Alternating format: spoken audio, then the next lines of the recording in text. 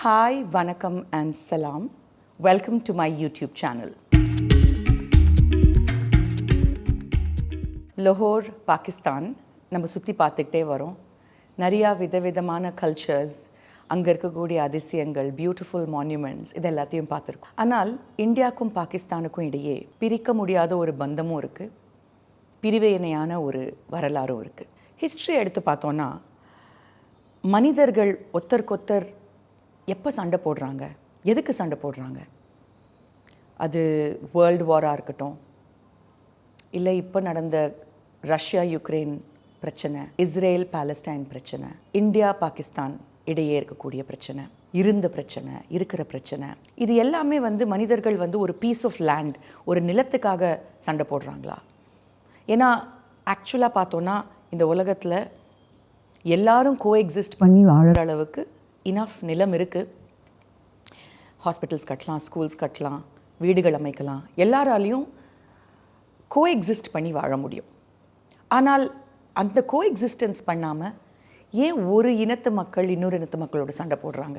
ஏன் ஒரு மதத்துடைய மக்கள் இன்னொரு மதத்து மக்களோட சண்டை போடுறாங்க? ஏன் ஒரு நாடு இன்னொரு நாடோட சண்டை போடுது? நிறைய அறிஞர்கள் இதுக்கு என்ன சொல்கிறாங்க அப்படின்னா, மனிதர்கள் சண்டை போடுறது ஆக்சுவலாக நிலத்துக்காக இல்லை, அந்த நிலத்தை சுற்றி அவங்களுக்குன்னு ஒரு நம்பிக்கை இருக்குது இல்லையா, அவங்களுக்குன்னு இருக்கக்கூடிய ஒரு ஃபெய்த், அது ஒரு கதையாக இருக்கலாம், இல்லை அது ஒரு அவங்களுடைய நம்பிக்கையில் இருக்கக்கூடிய ஒரு விஷயமாக இருக்கலாம். இந்த மாதிரி அவங்களுக்குள்ளே இருக்கக்கூடிய அந்த பிலீஃப் தான் அவங்கள சண்டை போட வைக்குது. So it's not really the land, it's the stories, it's the belief அப்படின்னு சொல்கிறாங்க. நான் அடிக்கடி யோசிப்பேன், நம்மளுடைய இந்தியன் டெக்ஸ்ட் புக்ஸில், ஹிஸ்ட்ரி டெக்ஸ்ட் புக்ஸில் நம்ம 1947 August 15 Indian independence, India Pakistan எப்படி பிரிஞ்சுது, இதெல்லாம் பற்றின வரலாறு நம்ம சொல்லிக் கொடுக்கும்பொழுது அதை ரொம்ப ஓவர் சிம்பிளிஃபை பண்ணி சொல்லிக் கொடுக்குறோம் அப்படின்னு நான் ஃபீல் பண்ணுவேன். அஃப்கோர்ஸ் அதில் இருக்கிற வயலன்ஸ், அதில் இருந்த அந்த டிஃபிகல்ட்டிஸ், எஸ்பெஷலி நம்மளுடைய ஃப்ரீடம் ஃபைட்டர்ஸுடைய ஸ்ட்ரகிள்ஸ், இதை ஹைலைட் பண்ணி சொல்கிறோமே தவிர்த்து எப்படி எந்த ஒரு பிரச்சனையிலையும், எந்த ஒரு இன பிரச்சனையிலையும், எந்த ஒரு நில பிரச்சனையிலையும், எந்த ஒரு மத பிரச்சனையிலையும் சராசரி மக்கள் எவ்வளவு துன்பத்துக்கு ஆளாகிறாங்க, எவ்வளவு bloodshed and heart break and violence, அதை நம்ம இனஃப் சொல்லறதில்லை அப்படின்னு நான் நினைப்பேன். ஏன் சொல்லணும் அப்படின்னா, அந்த ஆல் சைட்ஸ் ஆஃப் த ஸ்டோரியை பார்க்கும்பொழுது தான் ஒரு வார்னிங்காக இருக்கும் நம்மளுக்கு. History should not repeat it self. இதே மாதிரியான ஒரு நிலைமைக்கு நம்ம மறுபடியும் நம்மளை கொண்டு போய் நிறுத்திக்கிட்டோன்னா அதில் அடிப்படை போகிறது நம்ம தான் அப்படிங்கிற அந்த ஒரு வார்னிங் இனஃபாக அப்போ தான் நம்மளுடைய அடுத்த ஜெனரேஷனுக்கு வரும்னு நான் அடிக்கடி நினைப்பேன். அஃப்கோர்ஸ் எவ்வளவு சொல்ல முடியும் ஒரு டெக்ஸ்ட் புக்கில். ஹவெவர் நம்மளுடைய வரலாறு திரும்பி பார்த்தோன்னா, நான் சொல்கிறது ஒரு சார்பு வரலாறோ இல்லை எந்த விதமான ஒரு கலர்டு வியூ ஆஃப் ஹிஸ்ட்ரி கிடையாது. ஒரு வாட்ஸ்அப் யூனிவர்சிட்டியோ இல்லை ஒரு ஃபேக் நியூஸ் யூனிவர்சிட்டியோ அந்த மாதிரியான ஹிஸ்ட்ரி இல்லாமல் ஒரு நடுநிலையான ஹிஸ்டாரிக்கல் அக்கவுண்ட் ஒரு செவரல் நடுநிலையான ஹிஸ்டாரிக்கல் அக்கவுண்ட்ஸ். எப்போவுமே செவரல் அக்கவுண்ட்ஸ் படிக்கும்போது தான் நம்மளால் ஒரு ஹோலிஸ்டிக் அண்டர்ஸ்டாண்டிங் வரும். அதை படிக்கும்பொழுது இந்தியா பாகிஸ்தான் அப்படின்னு 2 நாடுகள் பிரியறதுக்கான காரணங்கள் என்ன, யாரெல்லாம் இதுக்கு காரணமாக இருந்தாங்க, அவங்களுடைய மனநிலை எப்படி இருந்தது, அப்போ இருந்த சமூக சூழல் எப்படி இருந்தது அப்படிங்கிறத நம்ம உணர ஆரம்பித்தோன்னா அந்த ரீடிங்ஸில் இருந்து ஒரு ரொம்ப டிஃப்ரெண்ட்டான வியூ நம்மளுக்கு கிடைக்கும். ரொம்ப பயம் கொடுக்குற ஒரு வியூ என்னன்னா, ஹியூமன் பீயிங்ஸ் அவங்க எந்த சார்பை சேர்ந்திருந்தாலும் ஹியூமன்ஸ்குள்ளே இவ்வளவு வன்மம் பாசிபிள், நம்ம அதை கட்டுப்படுத்தி ஒரு பண்பாடோடு வைக்கும்பொழுது மட்டும்தான் நம்ம ஹியூமன்ஸாக இருக்கோம். இல்லைனா எல்லாருமே ஒரு ஒரு ஒரு மிருகத்தன்மை கொண்ட மனிதர்கள் தான் அப்படிங்கிறது நம்மளுக்கு ஒரு it sends chill through the ஸ்பைன்னு சொல்லுவோம் தெரியுமா. அப்படி நான் இந்தியா பாகிஸ்தானுடைய ஹிஸ்ட்ரியை முன்னாடி படிச்சிருக்கேன்.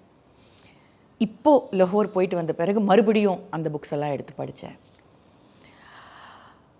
நான் அங்கே லாகூரில் இருக்கும் பொழுது நான் சொன்னேன் இல்லையா, ஸோ லாகூரோட இன்னர் வால்டு சிட்டி இது ரொம்ப பழமையான ஒரு இடம். இந்த இடத்துல நிறைய விஷயங்கள் சுற்றி பார்த்தேன். ஒரு ஓல்டு சர்ச், அதே ரோடில் ஒரு ஓல்டு டெம்பிள், அஃப்கோர்ஸ் மாஸ்க், அந்த ரோட்டில் இருக்கக்கூடிய ஷாப்ஸ், இப்படி எல்லாமே பார்த்துக்கிட்டே வரும்பொழுது ஷாஹல்மி கேட் அப்படிங்கிற ஒரு இடத்துக்கு வந்து சேர்ந்தோம். இந்த ஷாஹல்மி கேட் போய் சேர்ந்த உடனே எனக்கு நான் படித்த ஹிஸ்ட்ரியில் ரொம்ப ஒரு போன் சில்லிங் ஒரு இன்சிடெண்ட் எனக்கு ஞாபகம் வந்தது. நான் போய் பார்த்த இடங்கள் வந்து ஏர்லி மார்னிங் போனதுனால கருகி போய் பாதி உடைஞ்சு சிதிலம் அடைஞ்சு யாருமே வாழாத சின்ன சின்ன சந்துகள், கல்லீஸ்ன்னு சொல்லுவோம் இல்லையா, அந்த மாதிரியான கல்லீஸ்.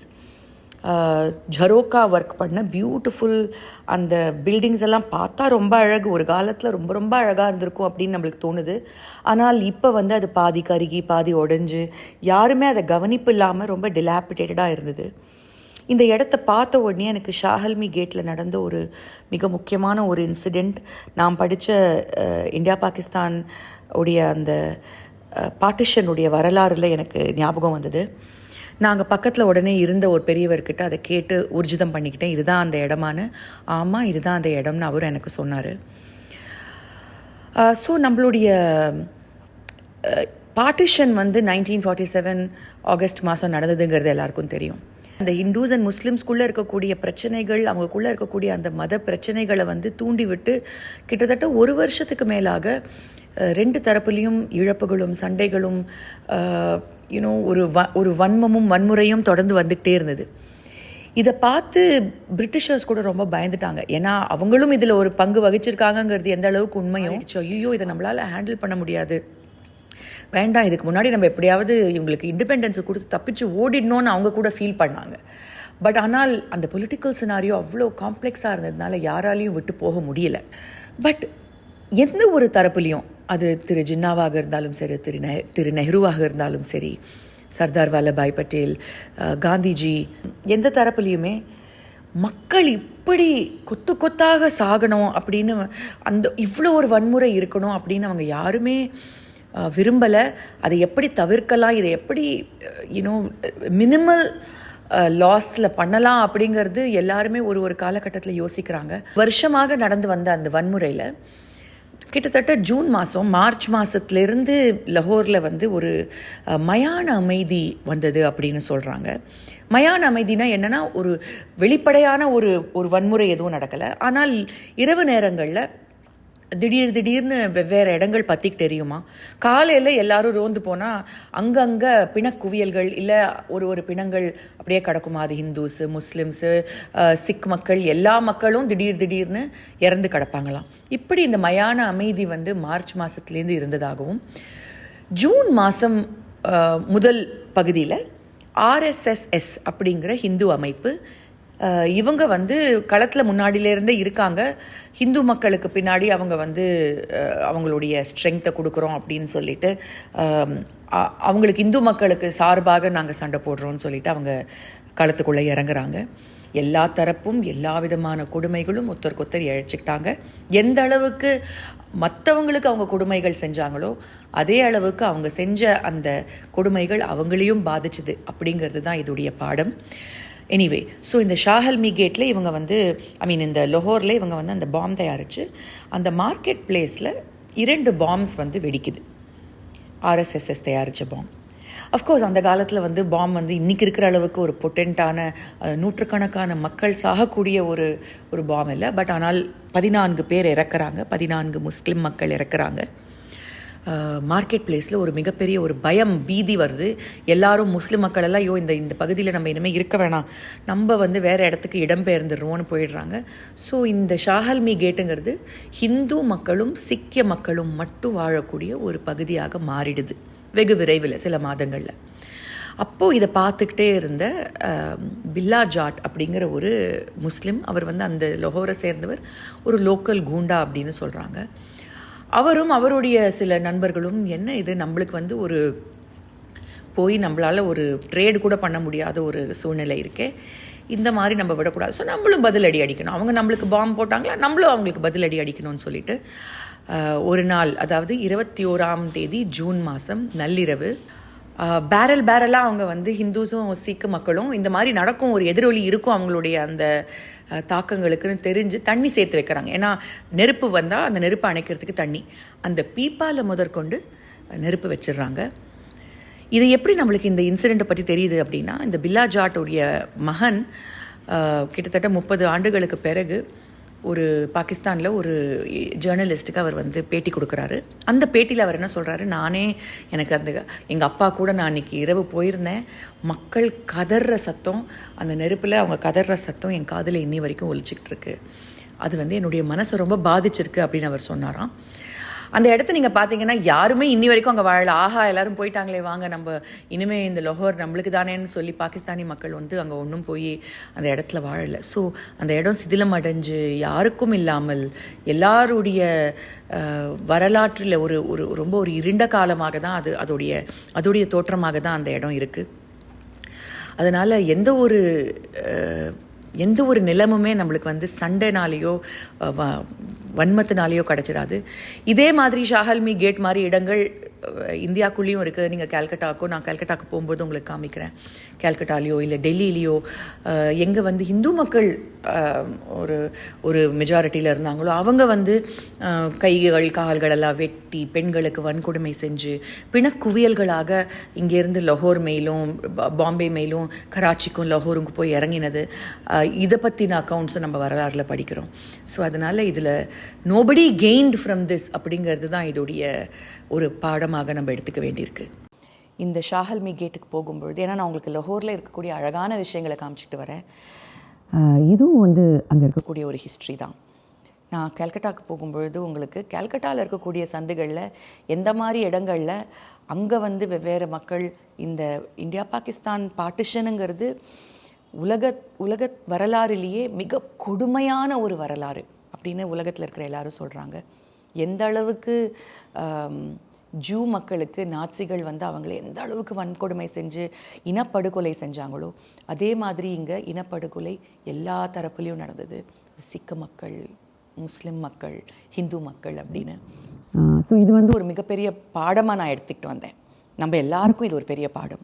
நம்மளுடைய வரலாற்று புத்தகங்களில் என்ன சொன்னாலும் நம்ம கூட இருக்கிறவங்களோட நம்மளால் சகஜமாகவும் அன்பாகவும் பொறுமையாகவும் பழக முடியலன்னா அந்த பாதிப்பு நம்மளுக்கு தான். அவங்களுக்கும் நீங்கள் நினைக்கலாம், ஆனால் அவங்கள பாதிக்கும் பொழுது நம்மளுக்கும் அதை பாதிக்குது அப்படிங்கிறது தான் உண்மை. என்கிட்ட எல்லாரும் கேட்டுக்கிட்டே இருக்காங்க, ஏன் நீங்கள் வந்து இவ்வளவு மற்ற கலாச்சாரங்களை பற்றி போடுறீங்க, மற்ற கலாச்சாரங்களை பற்றி மட்டும் போடுறீங்க அப்படின்னு. 2 காரணங்கள்.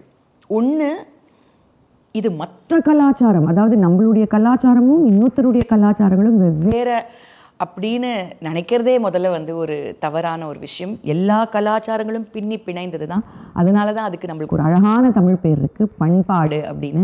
ஸோ பல கலாச்சாரங்கள் சேர்ந்தது தான், அந்த கலவை தான் நம்மளுடைய இந்திய பண்பாடு ஒரு இந்தியாவில் இருக்கக்கூடிய பண்பாடுகள். 2வது காரணம், யாரெல்லாம் நம்ம இன்றைக்கி வெறுக்கணும் ஒதுக்கணும் அப்படின்னு நம்ம மனசில் வேர்கள் தூண்டப்படுதோ, என்ன விதமான வெறுப்புகள் தூண்டப்படுதோ, அவர்களை பற்றின உண்மைகளும் வரலாற்று செய்திகளும் நம்ம பகிர்ந்துக்கிறதுக்கு மூலமாக நமக்கிடையே ஒரு நல்லிணக்கம் வரலாம் இல்லையா. என் மனசில் அந்த மாதிரி வேற்றுமைகள் எதுவுமே கிடையாது. அதனால தான் என்னால் எல்லாத்தையும் வரலாறாகவும் கலாச்சாரங்களாகவும் அதோடைய அழகியலையும் ப்ளஸ் அதில் கற்றுக்கக்கூடிய பாடங்களையும் பார்க்க முடியுது. I hope you can appreciate it too. வாங்க ஷாஹல்மி கேட்டை சுற்றி பாருங்கள், அதில் இருக்கக்கூடிய பாடங்களை நம்ம தெரிஞ்சுப்போம். பட் இந்த வரலாறு வந்து நம்மளுடைய புத்தகங்களில் இல்லைனாலும் நம்மளுடைய மனசில் நீங்காமல் தைக்கப்பட்டிருக்கிற ஒரு மிகப்பெரிய காயம். நம்ம மட்டும் இல்லை, எந்த அளவுக்கு நம்மளுக்கு அந்த காயங்கள் இருக்கோ அதே அளவுக்கு பாகிஸ்தானில் லஹோரில் இருக்கக்கூடிய மக்களுடைய மனதிலையும் காயங்கள் இருக்குது. அதனால் இந்த காயங்களுக்கு மருந்து என்ன அப்படின்னா அன்பு ஒன்று தான் அப்படின்னு நான் நினைக்கிறேன். I hope you like this video. Do like, share and subscribe.